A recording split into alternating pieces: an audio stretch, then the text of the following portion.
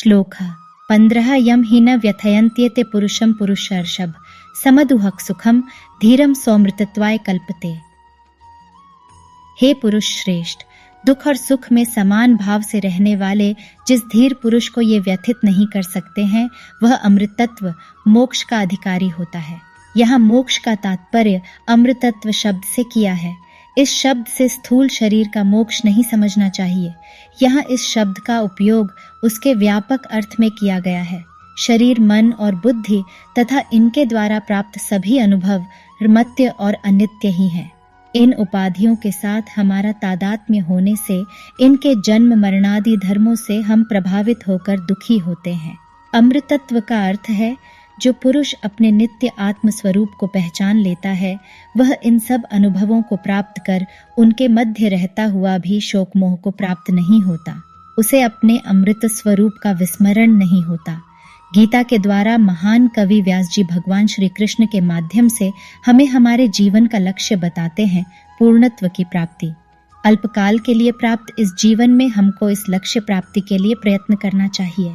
चिंतित हुए बिना प्रसन्नता पूर्वक जीवन में आने वाले सुख दुखादि कष्टों को सहन करने की सर्वोच्च साधना करने का इन परिस्थितियों में हमें अवसर मिलता है। तितिक्षा का अर्थ निराश उदास भाव से जो हो रहा है उसको सहन करना ऐसा नहीं है। यहाँ विशेष रूप से कहा है कि शीतोष्णादि द्वंद्वों में जिसका मन संभाव में स्थित रहता है, वह धीर पुरुष मोक्ष का अधिकारी होता है। यहाँ प्रयोजन निराश व्यक्ति की सहन शक्ति से नहीं, बल्कि जगत के परिवर्तनशील स्वभाव को अच्छी प्रकार समझ लेने से है। विवेकी पुरुष में यह सामर्थ्य आ जाती है कि सुख में उसे हर्षातिरेक नहीं होता और न दुख में अत्यंत विषाद। जब तक देह के साथ हमारी अत्यंत आसक्ति रहती है, तब तक उसमें होने वाली पीड़ाओं से हम विलग नहीं हो सकते और हम व्यथित हो जाते हैं। हृदय में प्रेम अथवा घृणा के भाव के प्रादुर्भाव से यदि शारीरिक कष्ट सहने की आवश्यकता पड़ती है, तो वह क्षमता हम में आ जाती है। पुत्र के प्रति प्रेम के कारण उसको शिक्षा आदि देने के लिए आवश्यकता पड़ने पर हम बड़ी प्रसन्नता से अपनी शारीरिक सुख सुविधाओं का त्याग करने के लिए तैयार हो जाते हैं। वह असुविधा हमें कष्ट नहीं पहुंचाती। इसी प्रकार बुद्धिनिष्ठ आदर्शों की प्राप्ति के लिए शरीर और मन के आरामों को भी हम त्याग देते हैं।